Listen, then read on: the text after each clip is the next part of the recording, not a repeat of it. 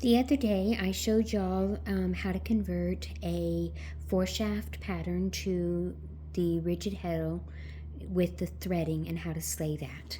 Now, today, I am going to weave this adorable pattern. Isn't it precious? And I am going to show you how to do the rest of the conversion with the tie-up and the treadling. Okay, now the original tie-up is, and I'm going to explain a little bit more as well as to why and how I made this conversion in this way. Now the original tie-up looked a lot like this, okay? It's kind of like blobs and dots, okay? And the reason it's like this is because everything is on a 4-shaft where everything is up, heddles, everything is lifted, okay? So they don't worry about numbering it or anything else like that. But these dots or scribbles, in my case, all do represent an actual heddle, numbered heddle. So the first thing that I do when I do my conversion is I rewrite those, step 1, I rewrite it as numbers. Okay, so that's the first thing I do. So these two little blobs right here, these two little blobs represent shaft 1 and 2.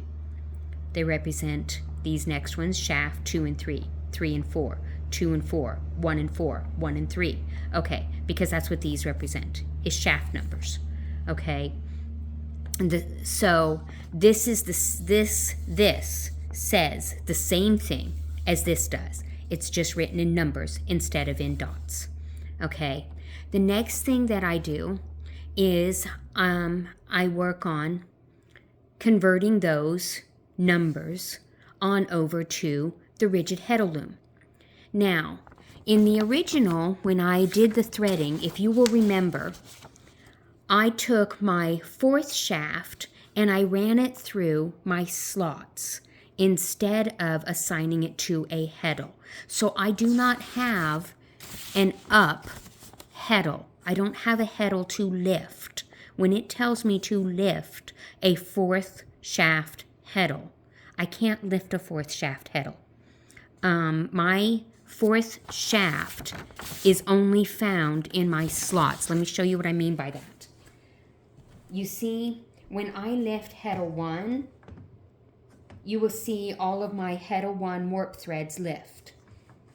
When I lift heddle 2, again, you see all of my shaft 2 warp threads lift. Heddle 3, all of my shaft 3 warp threads lift. But to find my shaft 4 warp threads, I have to lower my other shafts because my 4th shaft is in the slots. You see this? You see where they are right there? These are my 4th shaft warp threads right there. When the other heddles are lowered, the 4th shaft slides in those slots upward when the others are lowered. Okay, this is important to know because when I'm doing my converting, that means that anytime it tells me to raise the 4th shaft, I have to lower the other shafts to bring that 4th shaft up. Okay, that's important. Now, let's look at how that looks when I'm actually doing the conversion. So, let's go back to the conversion here. Now, on the conversion, my camera jumped, sorry about that. On the conversion here, so in the very first one here where it wants me to convert, it tells me I'm going to convert. It wants me to raise, because remember, all of these are up. All of these are raise on the original. This is the original. On the original, it says to raise 1 and 2. I can raise heddles 1 and 2. That's not a problem. So I've got 1 and 2 raise. See my little arrow?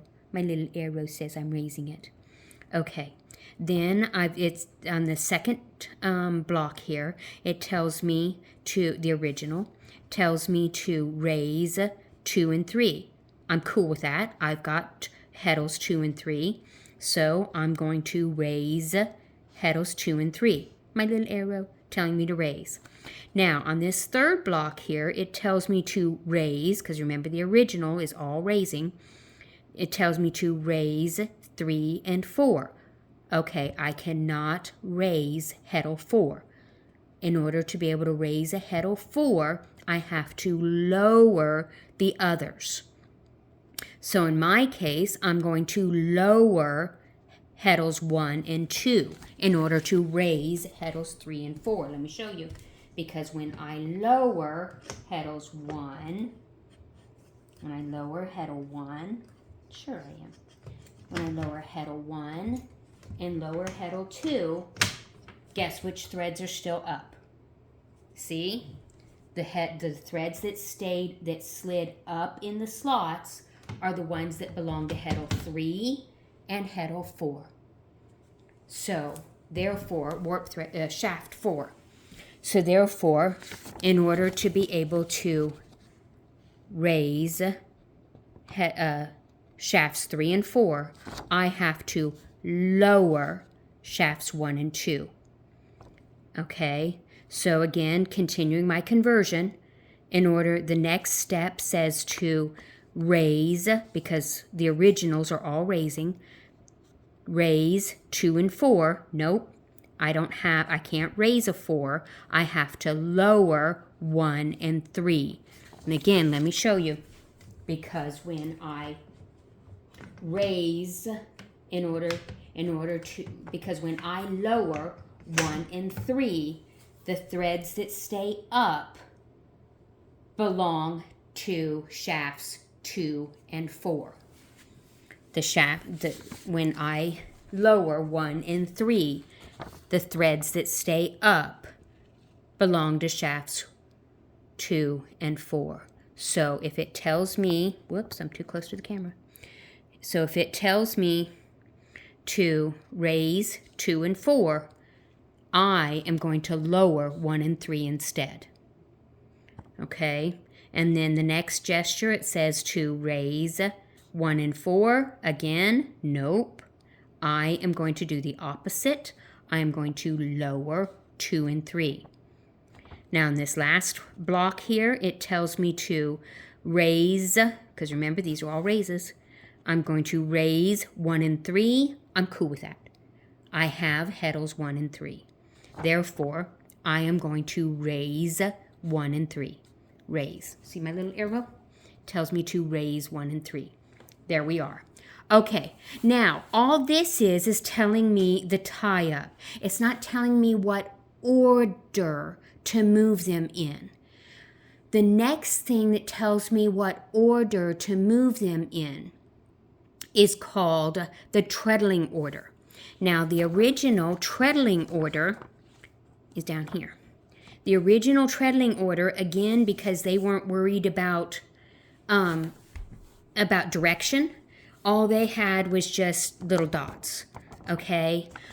So they had where it was, this was the first movement that matched this column. This is the second movement that matched this one. The third movement matched there. Fourth movement matched there. Fifth movement, sixth, seventh, eighth, ninth, seventh, eighth, ninth. Okay, so all I did to convert that is I took the same order and I just added the arrows to give it direction. So now I know that the first movement is to raise heddles 1 and 2. The second movement is to raise heddles 2 and 3. The third movement is to lower heddles 1 and 2. Fourth movement is to lower heddles 1 and 3. Fifth movement is to lower heddles 2 and 3. Sixth movement is to raise heddles 1 and 3. I'm not done yet. I need to come back over here. And then the seventh movement is to raise heddles 1 and 2. Eighth movement is to raise heddles 2 and 3. And the ninth movement is to lower heddles 1 and 2. Now I get to repeat and come back up here to the beginning and go through those same 9 steps again, and then I repeat those same 9 steps over and over and over and over and over and over again until the end of my project.